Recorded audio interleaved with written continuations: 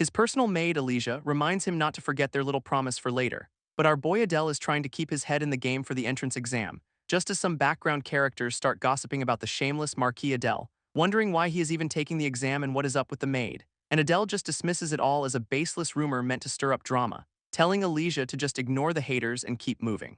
She points out that while his name is known, it is the family's reputation doing the heavy lifting, specifically the whole shameless Marquis part of that reputation. Hearing it from his own maid actually gets under his skin, though she quickly tries to play it off, saying a bad reputation is better than none. That is when Adele drops his master plan. Adele Ishia intends to live a perfectly mediocre life, which is a bit of a problem since the Ishia family is a legendary line of knights. So from a young age, he pretended to be completely talentless at everything, leaving all the hard work to his siblings while he perfected the art of doing nothing. This brilliant strategy got him completely ostracized by his family and all of high society, which in his mind was a total success. He'd perfectly crafted his slacker reputation. Unfortunately, a newspaper blew his cover, revealing the shameless Adele is also the heroic Black Knight, exposing the one secret that completely ruins his carefully constructed life of laziness. Turns out, Alicia figured this out and realized his plan was to escape to this academy, and now Adele's panicking because the one person who is supposed to be on his side knows everything. His mind spirals into a nightmare of being dragged back home for some light family training. Alicia realizes this means they'd be separated, and she is absolutely not having that. So she enthusiastically declares she is all in on Operation Escape to Mediocrity with him, and Adele tries to find a silver lining, mentioning his pretty sister is in the capital, but Alicia just smirks, admitting she only heard the running away part of his plan. Her face darkens as she asks what the capital has besides tourist traps and bad food anyway. Adele just clutches his shoulder, muttering about how heavy his partner's expectations are. Just then a voice calls his name, and it is definitely not a friendly one.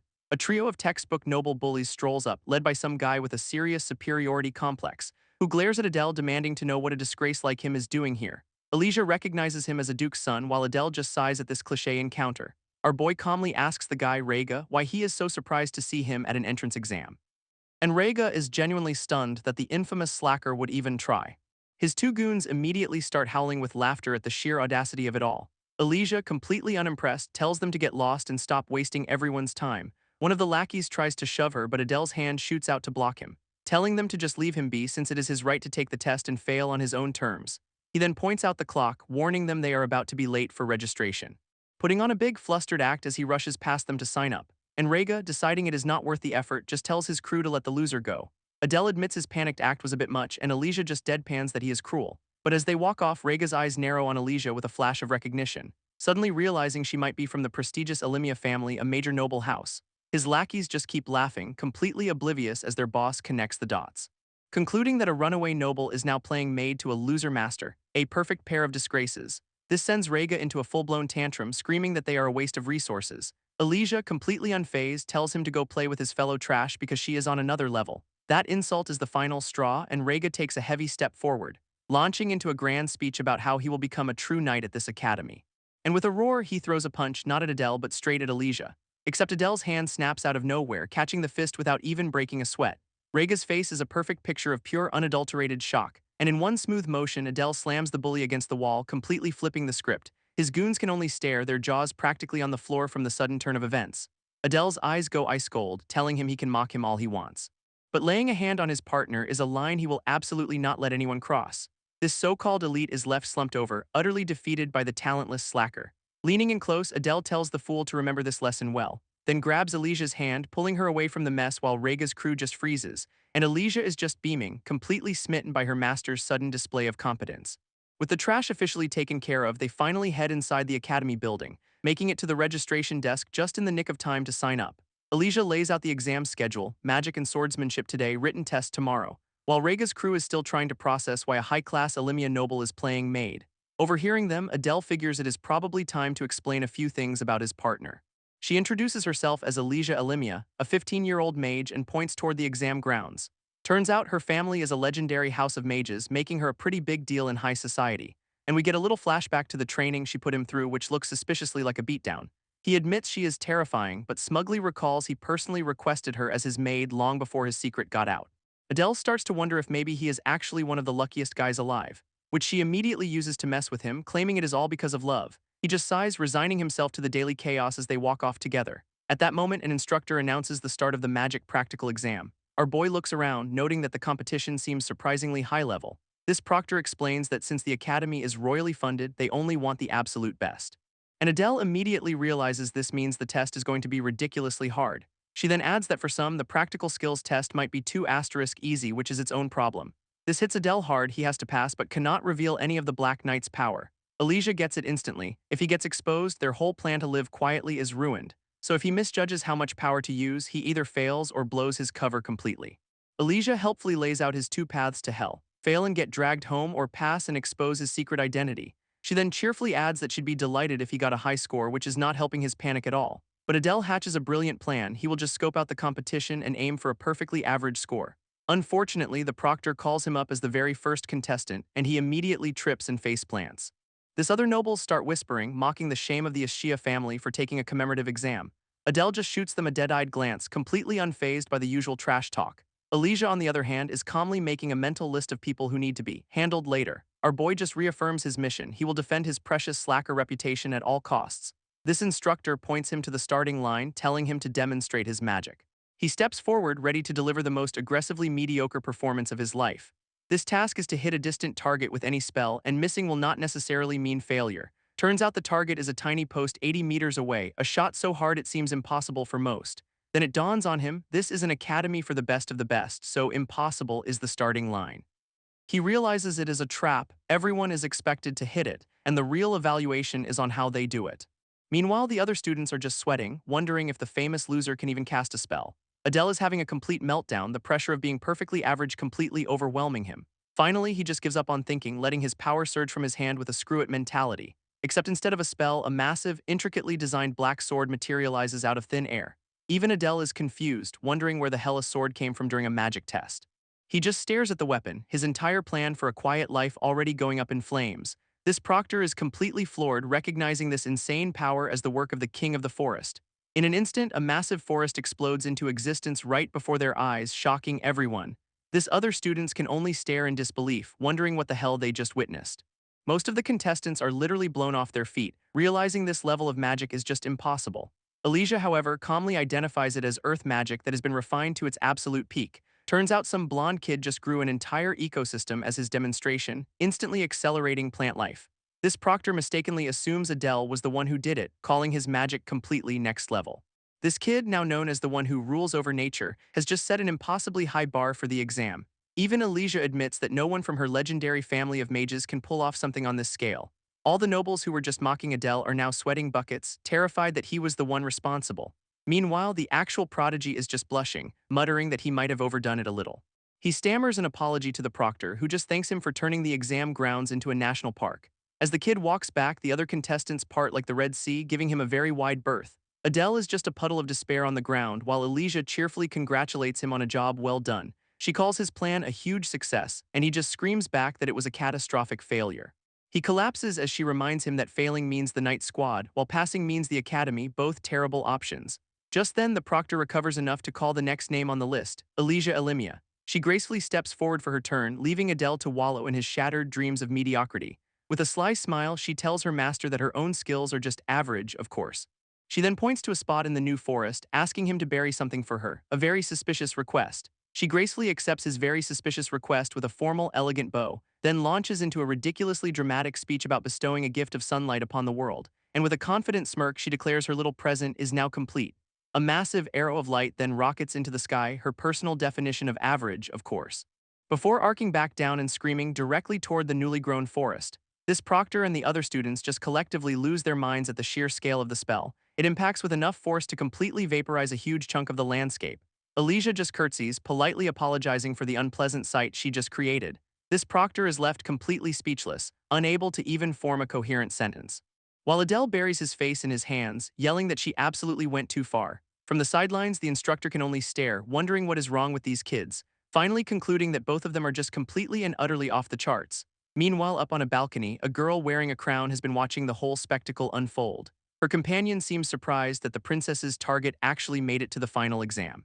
This princess's eyes narrow with absolute certainty, confirming there is no mistaking who she is seeing. Down below, Adele is having a full-blown panic attack as his dream of a quiet life evaporates. His worst nightmare flashes before his eyes, passing the exam only to be sent straight back home. Sometime later, he wakes up in his new dorm, having scraped by on the written test. Looking out the window, he figures this room will be a decent enough home for the next 3 years. Only to turn around and scream, demanding to know why Elysia is in the boys' dormitory. She calmly explains that as his maid, it is her duty to provide total care for her master, which somehow justifies the mountain of luggage she has moved into his tiny dorm room. Turns out she had a very intense sit-down with the incredibly strict dorm supervisors, and against all odds, actually secured official permission for this whole arrangement. Her secret weapon was a full-blown corporate presentation on why Adele requires 24/7 support. Plus, her family being a major academy sponsor probably did not hurt her case either. 4 days after that chaotic exam, their new life at the academy finally begins. Having scraped by, they are now officially students at the prestigious Royal Academy, joining the rest of the freshmen in the grand hall for the opening ceremony. Adele notes the uniform makes it feel real, but knows this merit-based school will be hell. Still, he cannot help but think seeing Elysia in her uniform makes the whole ordeal worthwhile. A rare compliment that leaves her completely flustered for a solid second. She quickly recovers, getting a little too excited about seeing him in his uniform as well. In fact, she is already planning their school dates and lunch dates, much to his horror. An announcement cuts through the chatter just in time. The entrance ceremony is starting. First up is the freshman representative speech, given by a student named Luna Carbon, and walking onto the stage is none other than the crowned princess who was watching them before. As Adele tries to process this, some random girl literally steps on his head while admiring the princess. After the painfully long ceremony, they find themselves wandering the massive campus grounds, where Elysia informs a very bored Adele that they have a meeting with the headmaster next. He is feeling way too smug about the situation, completely ignoring Elysia's murderous vibe, who calmly informs him that their class assignments are already posted outside the hall. Everyone gathers around a massive board to find out where they have been placed, and it is a brutal meritocracy. Classes are ranked S through E based on exam scores. Adele absolutely loses it, since being in a top class completely ruins his plan for a quiet life. She calmly reminds him that for someone who wanted a low score, his magic exam was a spectacular failure, not to mention the swordsmanship test where he apparently terrified an instructor into surrendering. Our boy tries to blame it on a stomach ache, an excuse so pathetic Elysia does not even bother responding. Worse yet, Elysia finds the instructor in a pamphlet. Turns out he is a famous retired knight. Adele is still trying to argue his way out of this as if that is going to change anything, and his new plan is to just get his rank lowered, but then he realizes the rankings are not static. Reading the school guide, Elysia confirms there are multiple events designed to change student rankings, which is fantastic news for Adele, who now has a clear path to getting himself expelled. Her completely deadpan stare, however, suggests he has missed a very important detail. She points to a tiny rule in the guide: if student numbers drop, the lowest ranked get expelled. His entire plan for a slacker life just went up in smoke. Adele collapses in utter defeat, while Elysia notes his reaction is, shall we say, a bit much. This entire academy is basically a meat grinder designed to find the one true prodigy among the elites. Because graduates are guaranteed a golden ticket into high society, with everyone wanting a piece of them. So yeah, he has just realized this academy is way worse than he ever could have imagined. As Adele mopes on a bench about wanting to live a simple, insignificant life, Elysia chimes in with some good news. She cheerfully offers up her lap, calling it a special seat that just so happens to be open for him. And our boy is immediately flustered by the offer, but he is not exactly refusing it either. Realizing they are completely alone just makes him even more of a blushing, stammering mess. He gives in, resting his head on her lap as she tries to calm him down, with him still hoping for expulsion. He starts laughing about what a great combo they make, while she notes he is just escaping from reality. He declares that protecting his sanity is what is important, convinced the worst-case scenario will not actually happen. Except the official rankings are posted, and he is officially number 1 in the entire S-class. And Elysia cheerfully points out that she is ranked 2nd, meaning they get to be in the same class. How fun. Adele, of course, is absolutely not thrilled by this development in the slightest. In fact, he is so not thrilled he punches a crater straight into the stone courtyard. This prestigious academy building just looms over them, completely indifferent to his existential crisis. Elysia announces it is time for class, dragging along the soulless husk that used to be her master. She turns back to check on him, wondering where his spirit has gone, and it turns out his soul has completely left his body, leaving him in no condition to attend class. At that exact moment, some random student points him out, mistaking him for a hot new teacher. This comment snaps him back to reality, leaving him completely disoriented and confused. Elysia just deadpans that they are already at their classroom and he needs to pull himself together. Seeing the S-class door, his new plan is to hide behind Elysia and tank his reputation from the start. Elysia, meanwhile, just smugly thinks to herself that passing at the top was always a given. Turns out, Adele's talent for both sword and sorcery is so rare it is practically legendary across the kingdom. On top of which, he has got this crippling hero complex that Elysia knew would eventually blow his cover. She concludes that his own kindness is the very thing that has torpedoed his plans for a quiet life, and now that he cannot escape the noble's attention, she resolves to be the one to support him through it all. With that settled, she declares they will face this together and throws open the classroom doors. stepping inside to be greeted by the cream of the crop, the elite students of the S-class. Adele, still committed to his brilliant plan, cautiously peeks out from behind her, trying to stay invisible. But the local welcoming committee of smug-looking nobles is already staring them down. He immediately senses the bad vibes, whispering that this whole situation feels incredibly dangerous. And right on cue, some ponytail noble starts loudly wondering how a shameless cheater landed first place. Adele just sighs, already tired of this drama and the inevitable headaches to come. Alicia's voice cuts through his brooding, bringing him back to the present moment. As she cheerfully offers to handle all his textbooks and even share lunches, ever the perfect maid, he cannot help but crack a smile, admitting her unwavering go-at-her-own-pace attitude is actually pretty comforting. Just then, a girl with long blonde hair stands up, getting their attention from across the room. An action that sends a shockwave through the classroom, leaving the other nobles completely stunned.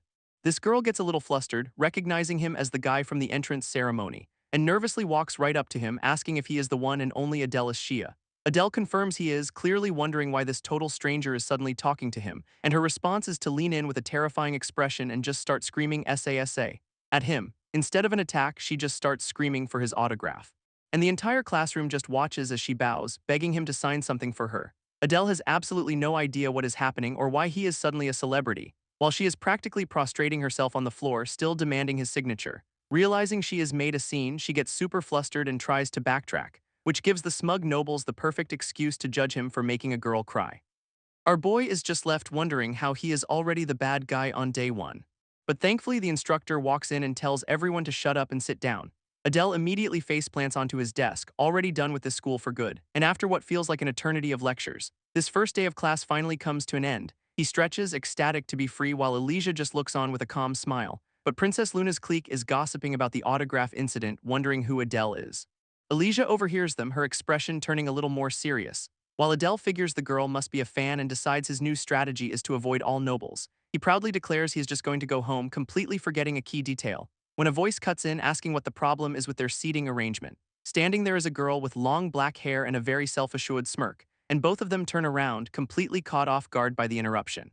She introduces herself as Selena, ranked third in the class and their new official rival. Adele is clearly not a fan of this rival declaration, sweating bullets from the sheer stress.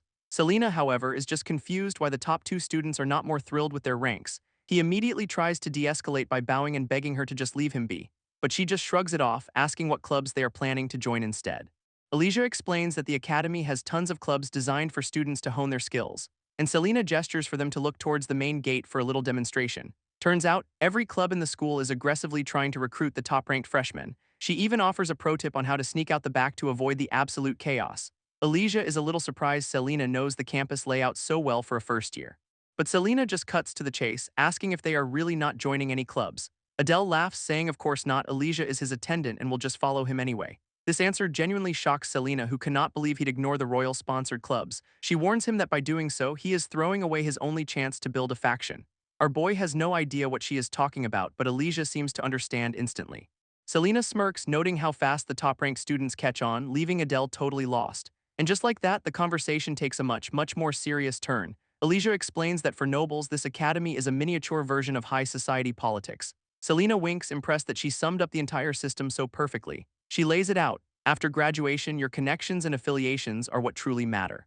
These clubs are just a front for building power networks and securing your future influence. Adele is having a full-blown meltdown, screaming that he wants nothing to do with their political games. Selena, however, just finds his desperate attempt to refuse his destiny completely baffling. She declares that she absolutely will not let the top-ranked student just slip away, before immediately getting way too close and asking him to join her club instead.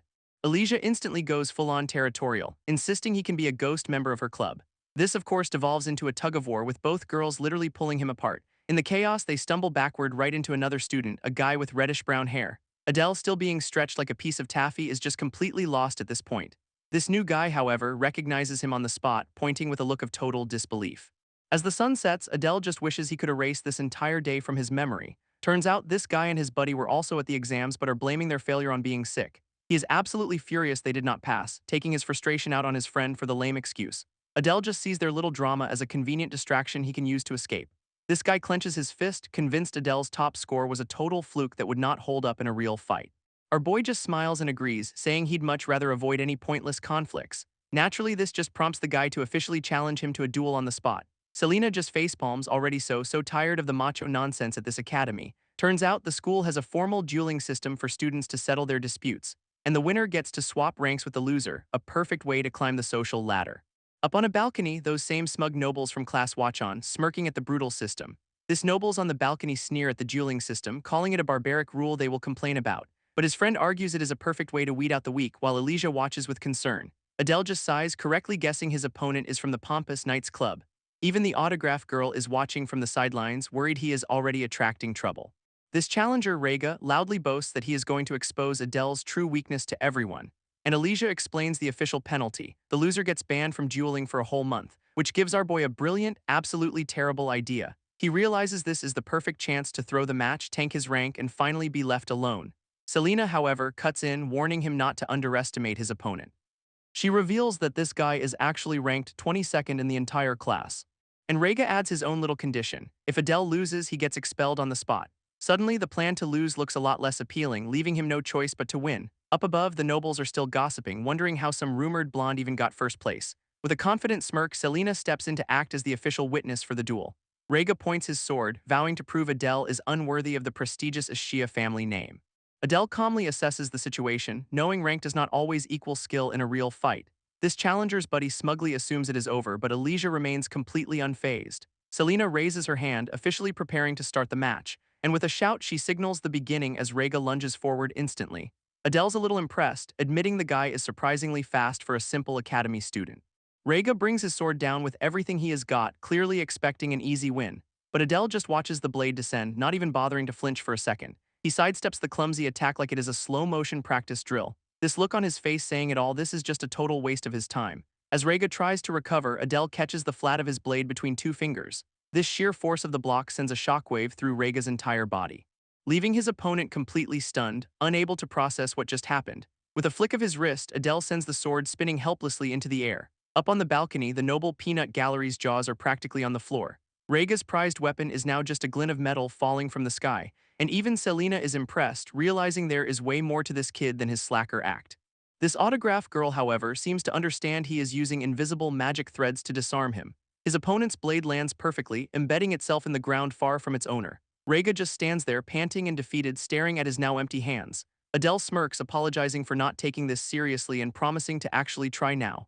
Dark, thorny tendrils of magic begin to erupt from his outstretched hand, revealing the true form of his weapon, the legendary black sword Kroiga. Rega's bravado completely evaporates, replaced by pure, unadulterated terror. Meanwhile, the autograph girl notes that this kind of magic is unheard of from his family line. She theorizes he is using his own life force to fuel this insane level of power.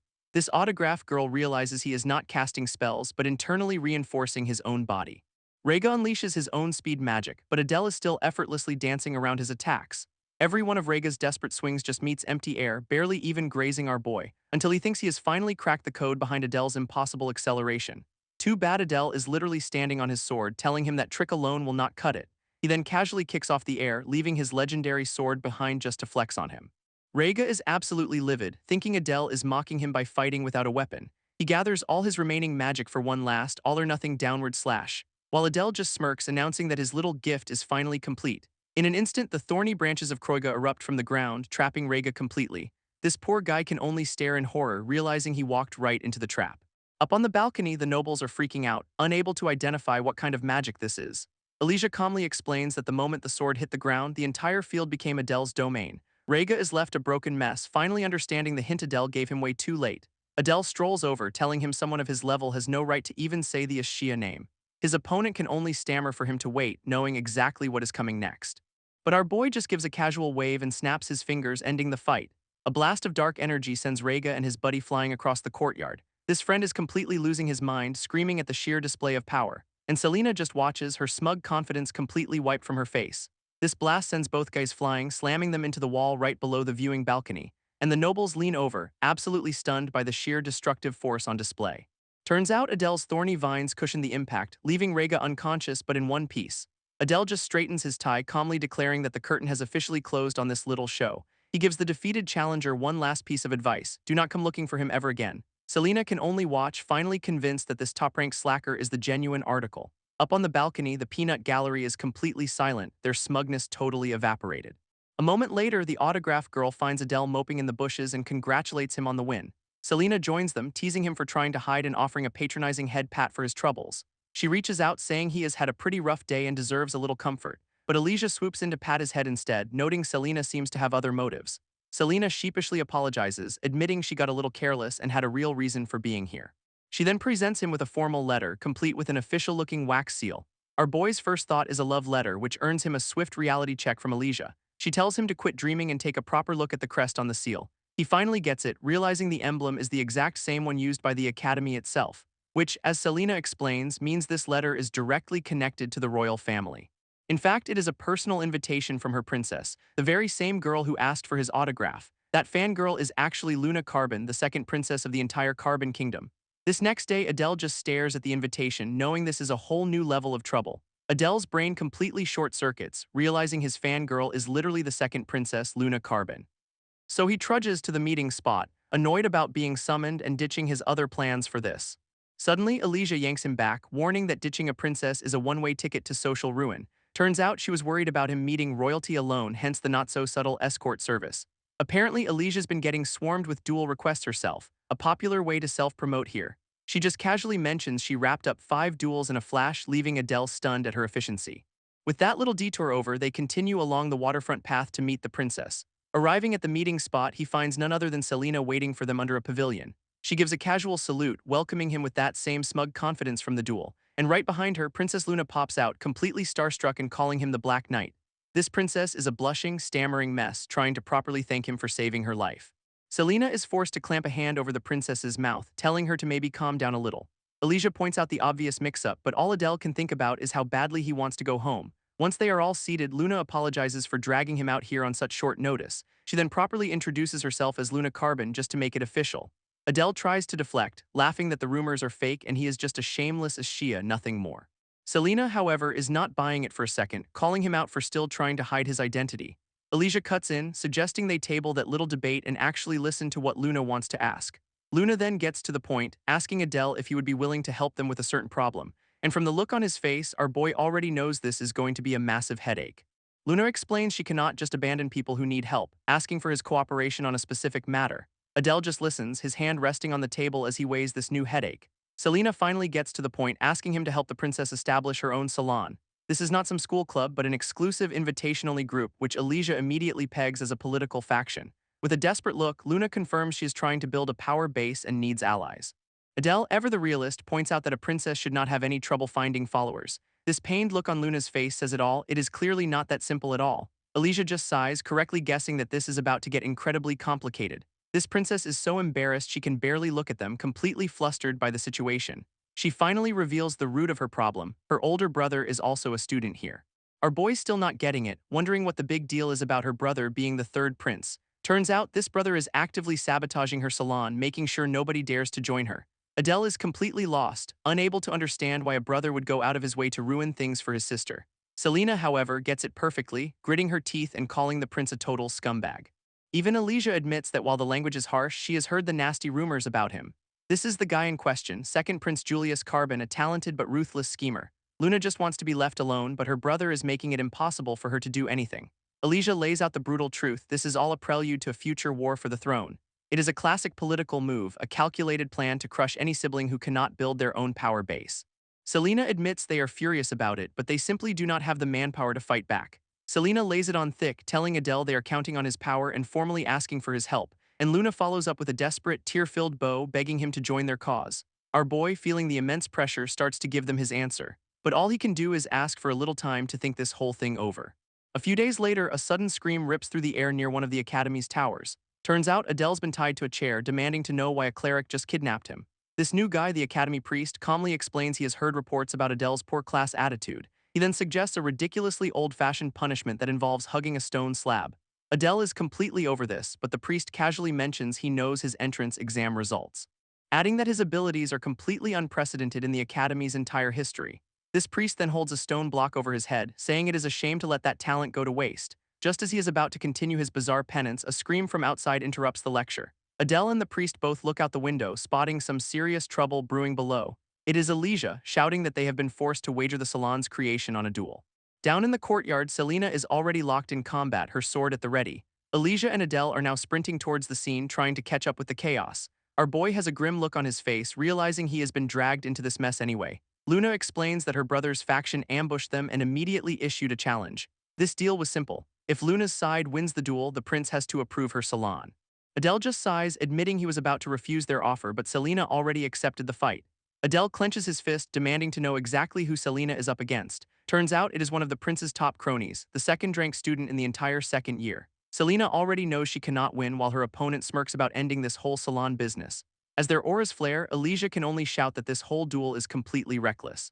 Luna tearfully explains that Selena has always been the one to protect her from everything. She does not even care about the salon anymore, she just cannot bear to watch Selena get hurt, screaming that she never wanted her best friend to be put in danger like this. Back in the courtyard, the two combatants are still locked in a tense standoff. Elysia, meanwhile, is apologizing profusely for dragging Adele into this mess. She blames her own powerlessness for causing him so much trouble, tears in her eyes. Suddenly, our boy remembers something crucial about the training grounds nearby. With a new resolve, he tells Elysia he is going on ahead and leaps onto a wall. Adele then launches himself off the ledge, riding a wave of his own dark magic. Elysia watches in shock as he admits he was only delaying his answer out of annoyance. Now he is rocketing across the campus, a blur of shadow energy aimed right at the duel. He finally accepts his role, gritting his teeth that a black knight helps those in need. A volley of dark projectiles suddenly rains down, interrupting the fight below. Up in the stands, Prince Julius's faction smugly tells Selena she should just give up. She is on her last legs, barely able to stand as her opponent looms over her. And this guy is Kane, the infamous #2 student of the second year. Up in the stands, the prince's cronies wonder why Selena is fighting so desperately. Julius himself just raises a finger as if he has had a brilliant, world-changing idea. Selena grits her teeth, knowing this duel is directly tied to Luna's survival. But Kane does not care about the politics, he just blitzes forward for another attack, and lands a brutal hit that sends her stumbling back. She pushes herself up, screaming that Luna needs allies or the succession war will kill her. With a defiant roar, she slams her fist down, refusing to give up just yet. Her opponent just stands there, practically daring her to get back on her feet. Selena vows to carve a path forward for her princess, no matter the cost. From his seat, Prince Julius looks completely bored by the whole display. He gives a lazy hand wave, basically signaling his goon to finish the job already. Kane gives a half-hearted apology, saying it is nothing personal, just business. He then powers up for the final strike since he is just following orders. At that exact moment, a massive wall of thorny shadow magic erupts from the ground, leaving Selena completely stunned by the sudden, impossible rescue. Even the prince's faction is shocked speechless by this unexpected turn of events. A silhouette lands right in the middle of the chaos, backlit by the sun. Selena can only stare up from the ground as her savior stands over her. It is Adele, coolly announcing that he is sorry for the delay. Kane just glares through the dust, demanding to know who the hell just crashed his party. Adele stands firm in the thorny mess he created, sword planted and ready for round 2. Kane just smirks, calling him a gatecrasher who likes making girls cry, a real class act. Turns out Luna has a whole scrapbook dedicated to the Black Knight, which explains the intense fangirling. Back in the arena, Kane mockingly calls Adele a hero while Selena looks up in total disbelief. This #2 student seems pleased, casually noting that our boy made it just in time for the fun. Up on the balcony, Prince Julius himself has been watching this whole interruption unfold. He questions Adele's intentions since crashing a duel just voids the result unless you're willing to fight too. Selena, still on the ground, confirms the guy watching them is indeed Prince Julius. This prince tries to psych him out, pointing out there is literally zero benefit to getting involved here. Then it clicks, he recognizes Adele as that shameless kid from the Ishia family. Adele just scoffs, asking if Julius even understands the concept of doing something without personal gain. He clenches his fist, declaring that when someone needs help, you just help, end of story. From the ground, Selena is completely captivated, finally seeing the hero Luna always talked about. Adele tells her to rest up, pointing out that he is taking over from here. Kane is more than happy to oblige, smirking that the academy always welcomes a new challenger. With a firm step, Adele makes it clear he is not backing down from this fight. He even takes a moment to dust off his uniform, acting like this is just another school day. His opponent finds this hilarious, wondering how he can be so relaxed in this situation. Adele just gives a slight grin, admitting he is a bit jealous of Kane's position before inviting him to attack. That little taunt works perfectly, as Kane's face twists into a vicious, battle-hungry grin. Kane's smug grin vanishes, replaced by the focused glare of someone taking this fight seriously. And without another word, their blades meet in a shower of sparks, the force of the impact shaking the arena. This #2 student seems genuinely surprised, realizing this random kid can actually match his speed. He switches to hand-to-hand combat, throwing a quick jab that Adele narrowly dodges. Our boy holds his ground, parrying the follow-up strike without even flinching. With a cocky grin, Kane easily dodges Adele's counterattack, clearly enjoying the challenge. He even compliments Adele's agility, admitting he is way faster than he looks. Adele just retorts that you cannot protect anyone if you're slow, unleashing a wave of dark projectiles, which Kane expertly deflects with his sword, proving why he is ranked so high. From the sidelines, Selena can only watch in awe as they trade blows at impossible speeds. She is finally starting to understand that the stories about the Black Knight were not exaggerated at all. This fact that someone is actually holding their own against Kane is completely blowing her mind. Adele changes tactics, swinging his massive sword to shatter the ground between them, and the explosion of rock and dust creates the perfect cover for his real plan. Selena suddenly realizes he was not just fighting, he was creating an opening to get a weapon to her. She looks down at the dagger he slipped her, a silent message passing between them. Kane is completely baffled by Adele's thorny, living sword, calling his magic bizarre and unsettling. He scoffs that such cheap tricks are pathetic, clearly preferring a more direct approach to combat. With a roar, Kane unleashes his ultimate technique, summoning the power of the king of the forest. Up in the stands, Prince Julius just watches with a smirk, utterly entertained by the chaos. Kane leaps between the erupting thorns, finally realizing Adele's magic is all plant-based. He deduces Adele is a magic main, betting our boy cannot sustain this wide-range assault for long. But Adele's intense glare has him completely stumped, wondering what the hell he is even thinking. Adele suddenly grunts, barely able to lift his own sword, which seems incredibly suspicious. And at that exact moment, vines shoot from the ground and snag his foot, trapping him. His opponent just smirks, smugly declaring that he is not done with him yet. In a flash, Adele is completely bound by the vines, looking totally helpless. Our boy puts on his best "oh no, I am trapped" face, looking up in mock desperation. From the sidelines, Selena watches as a massive vine tentacle rears back to finish him off. But instead of getting crushed, Adele unleashes a massive explosion of shadow magic that vaporizes the vines. This whole spectacle has caught the eye of a new red-haired girl who seems thoroughly entertained. She casually lounges on a nearby rock, admitting the new guy is actually pretty good. Now she is invested, deciding she's going to watch this duel right to the very end. Down below, some poor groundskeeper is losing his mind over the thorny mess, while she insists it is not her fault. Back in the arena, Kane admits our boy is tough, noting he did not even have to hold back his power. Adele's response is to calmly start taking off his uniform jacket because things are getting serious. He tosses it aside, revealing he is pretty ripped and ready for round 3. Just then, another student with long white hair appears, looking way too pleased with himself. Kane just has to know what is fueling this display, asking if it is pride or some sense of mission. Our boy concedes that Kane is powerful, a whole different class of fighter, but he is still missing something. Adele's gaze hardens, declaring that Kane is missing the one thing he needs to actually win, which just earns him a scoff as Kane yells for him to bring it on. And suddenly, Adele's body starts flaking away into dark particles, shocking everyone. Kane figures this is just some stamina-draining trick, something he is more than confident he can outlast. He decides small fry attacks are pointless. He needs one overwhelming strike to end this for good. So he launches a volley of projectiles right as Adele seems to lose his grip on his sword. But Adele realizes something is off, questioning why Kane would let go of his main weapon. This makes Kane deeply suspicious, wondering what kind of trap our boy is setting now. Meanwhile, a strange rustling sound starts to fill the air, coming from the thorny mess, leaving Selena completely stunned by whatever the hell is happening to Adele's body. Adele just stares back with a dead serious expression as the particles intensify around him. Even the new white-haired guy is starting to look a little concerned by this bizarre display. Deciding he is done playing games, Kane summons a massive nature spirit to the field, and the sheer power radiating from it forces Adele to his knees, sensing immense danger. He grits his teeth, trying to fight back against the overwhelming pressure, but it is clear he is struggling to even stand against this new level of power. Then with a faint smirk, he announces that his gift is finally complete. Behind Kane, the summoned entity takes its final form, a colossal green knight. Kane points dramatically, daring Adele to even try and withstand its absolute power. And with that, the Green Knight brings its massive fist crashing down to obliterate him. But instead of getting flattened, Adele gets launched into the air by the sheer force of the blow, leaving Selena to wonder if this is the true, legendary power of the Black Knight she has heard about, because it turns out Adele's gift was summoning his own massive Shadow Knight to the field, which proceeds to catch him midair before he can even hit the ground. Kane is completely floored, realizing this kid's power is ridiculously off the charts. Our boy goes limp in his summon's arms, seemingly out of juice after that one big move, and his knight lands with enough force to shatter the arena floor, creating a massive crater. With Adele seemingly unconscious, Kane smugly declares that the show is finally over. He stands there with a victorious smirk, thinking he has finally put this gatecrasher in his place. From her perch, even the red-haired girl looks genuinely shocked by this turn of events. At that exact moment, Luna and her entourage finally arrive on the scene, calling out in a panic, and the princess is completely out of breath, desperately asking about the duel's outcome. Selena just gives a thumbs up, assuring her it is over thanks to a certain hero's timely arrival. Luna's eyes immediately start to sparkle with that signature hero worship look of hers. Kane just scoffs at the newcomers, casually telling them they are a little late to the party. But then a single foot steps forward from the dust as Luna calls out Adele's name, and she immediately tackles him in a hug, sobbing with pure, unadulterated relief. He just awkwardly clenches his fists, clearly not used to this level of emotional gratitude. Selena looks on as Adele admits the whole thing was quite an impressive display. Prince Julius finally makes his grand entrance, admitting he never expected this from the supposedly incompetent Ashia kid.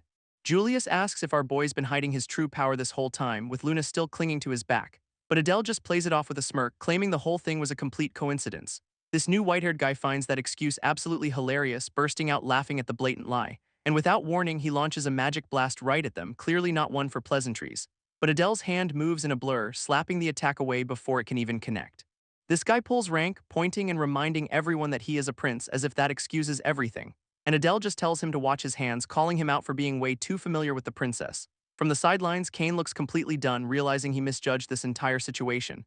This prince demands an apology, but Adele just turns his back on him in a show of pure disrespect. So he tries to land a cheap kick, which our boy dodges without even breaking a sweat. That blatant dodge leaves the prince stewing in his own frustration, his face completely shadowed, and he tries to play it cool, smirking that they are even now since Adele dodged his warning shot. Our boy just gives him a deadpan look, clearly unimpressed by the pathetic attempt to save face. This prince finally gets to the point, demanding to know why Adele is protecting Luna when he is not in her faction.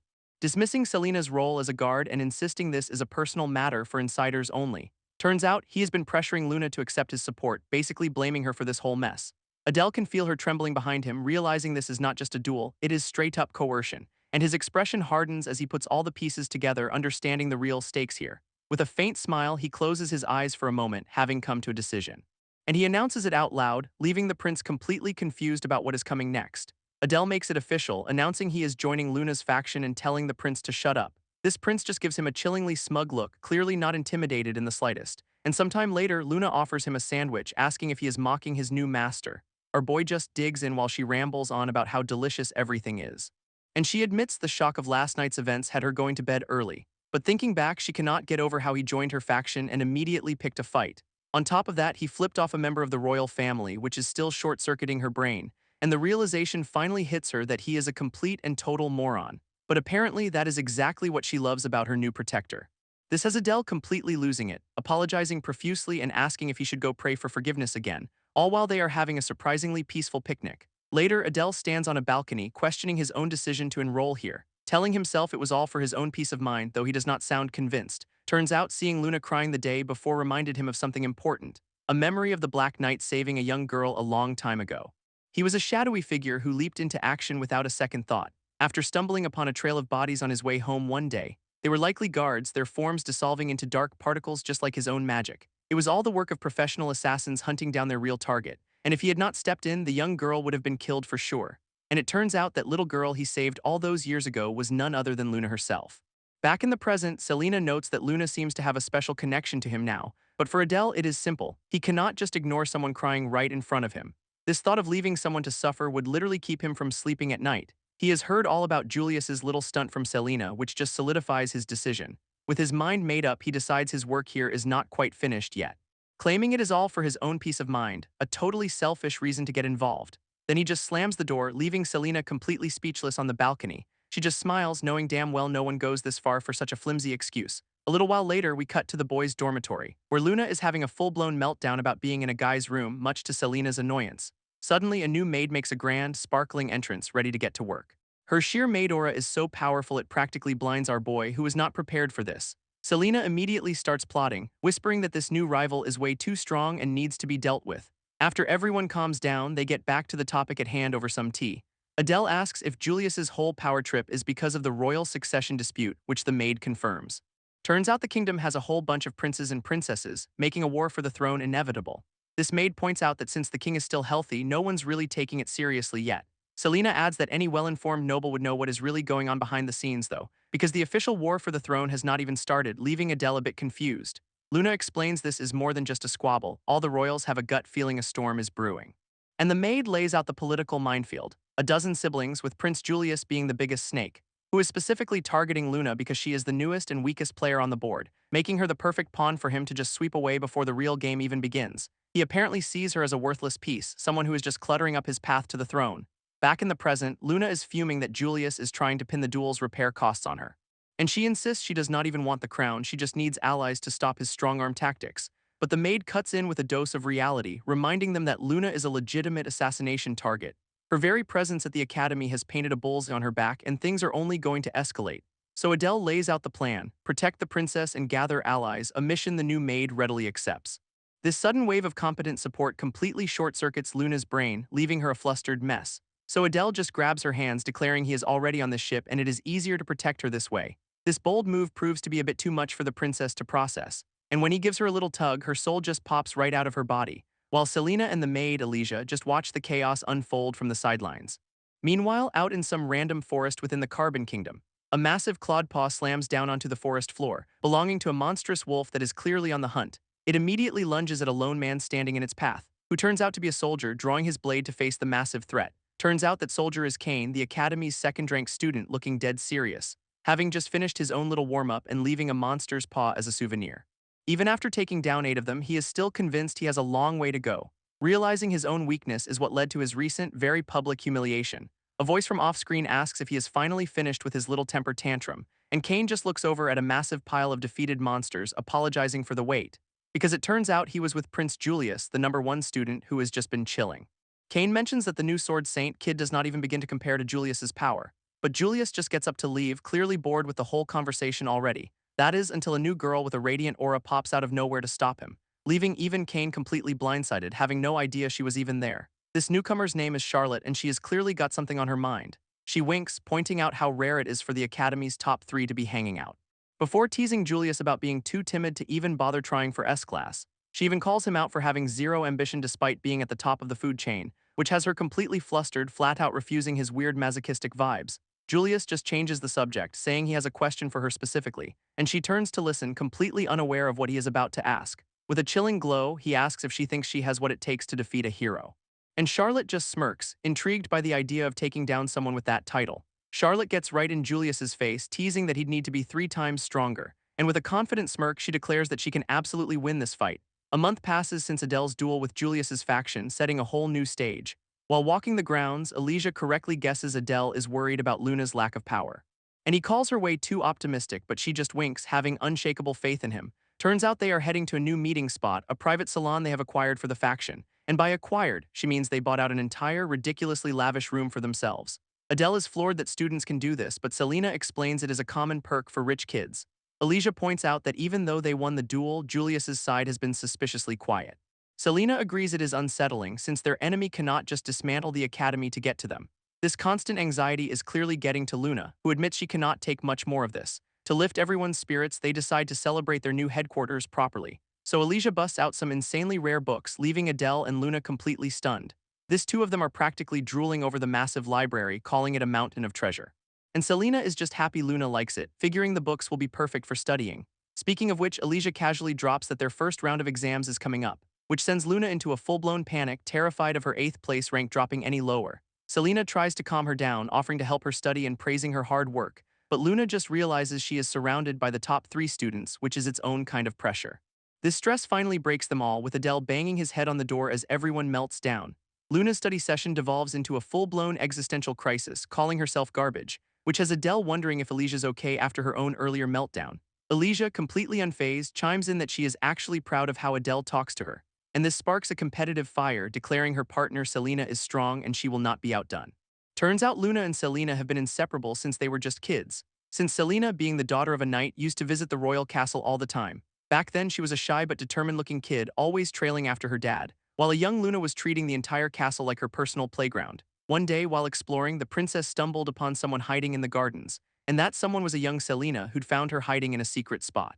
She had this incredibly smug look on her face, clearly proud of her discovery, which left the young princess a completely flustered, blushing mess. Their first impression was so bad they immediately started a fight, calling each other names, which escalated into a full-on cartoon brawl right there in the royal gardens. After all that, they were forced to stand in a corner and reflect on their actions. But somehow, through all the fighting, they became the absolute best of friends.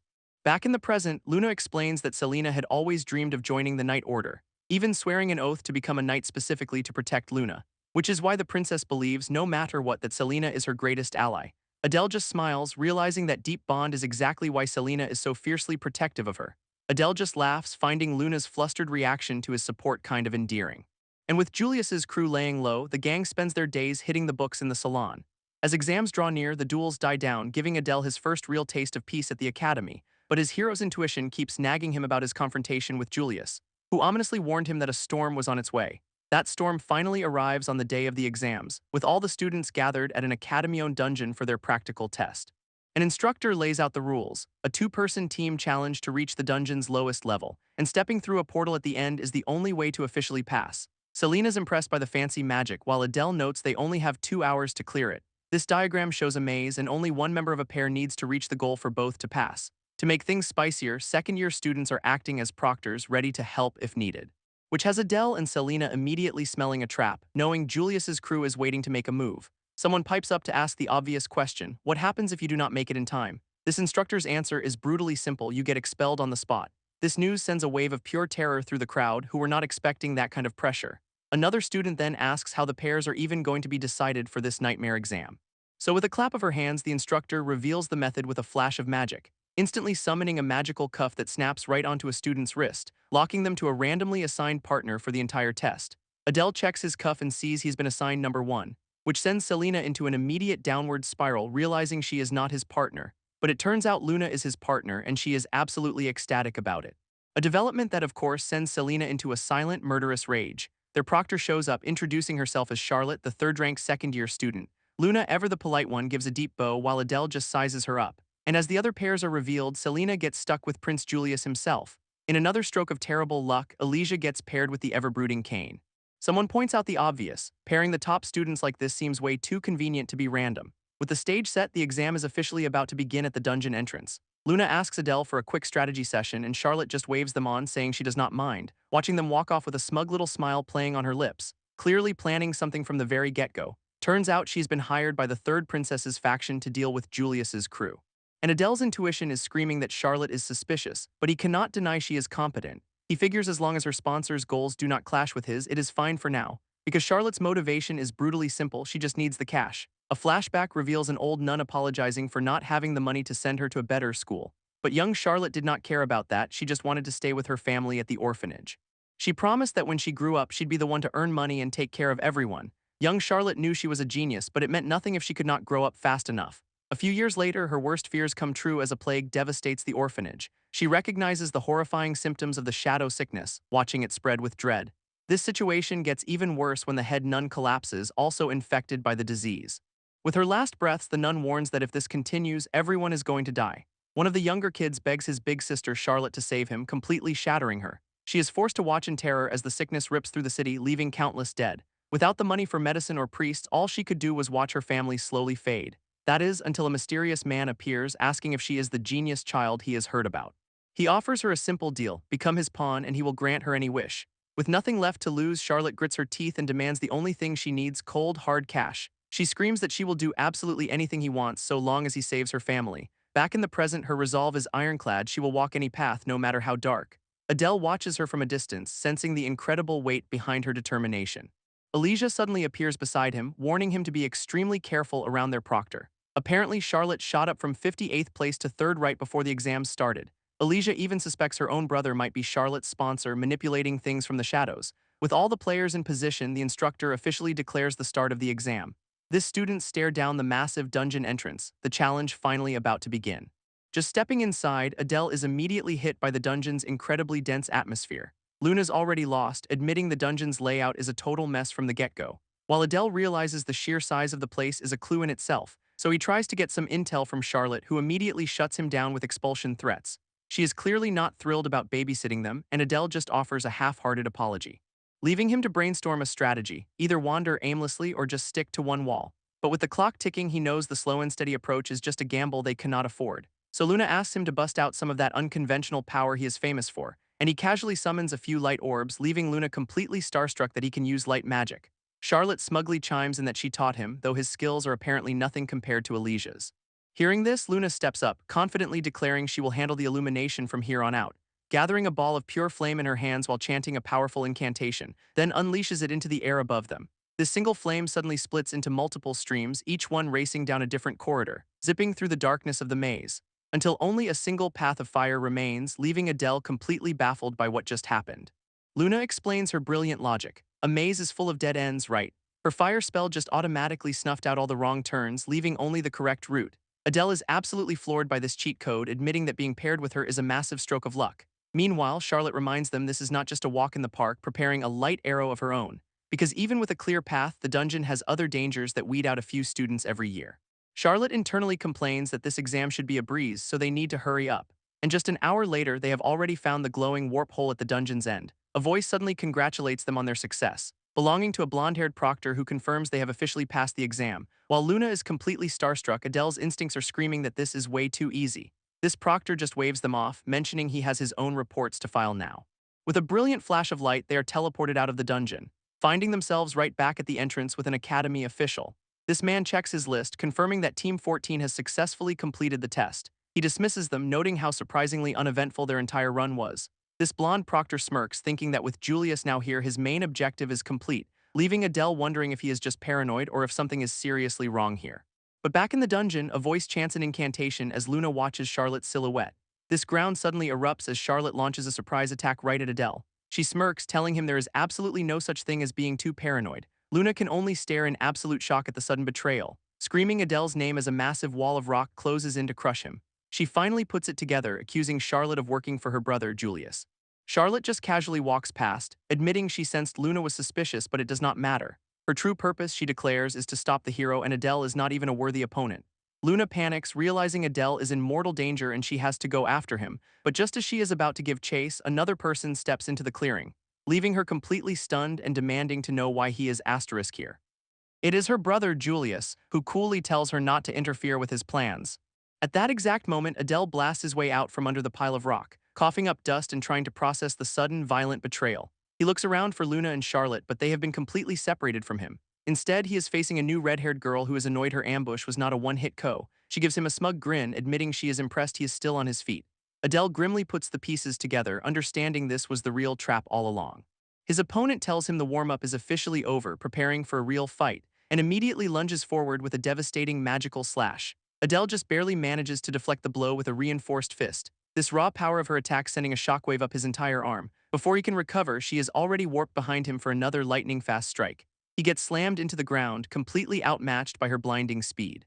But as he pushes himself up, he finally understands her little trick. Turns out there are two of them, a pair of twins, declaring the real test starts now. Back with Luna, she has managed to find Elijah and Kane, pointing them to the actual exit. Elijah just tells her to go on and pass the exam, a suggestion that leaves Luna speechless. Elijah insists they do not have to pass at the same time, urging a very confused Luna to go on. But Kane immediately stops his partner, demanding to know what she is really planning to do. She explains that by the rules, if Luna passes, she will automatically pass too, a very convenient loophole. With that settled, Elijah announces she will be using the rest of her time for some personal business. Turns out that business involves Kane, who grabs a massive weapon from the ground, ready for a fight. He admits that taking on the Academy's perfect student is a pain, but he is definitely up for it. His eyes practically glow as he gets serious, preparing for a real showdown, and Elijah immediately launches herself into the air, coming down with a brutal kick. Kane hits the dirt, muttering that he really did not expect a fight in the middle of an exam. He quickly puts it together, asking if she is the secret trump card in Julius's grand scheme. Kane grimly decides he cannot let her and her brother join forces, accepting the challenge. Elijah just gives a dazzling smile, promising to crush him without holding anything back at all.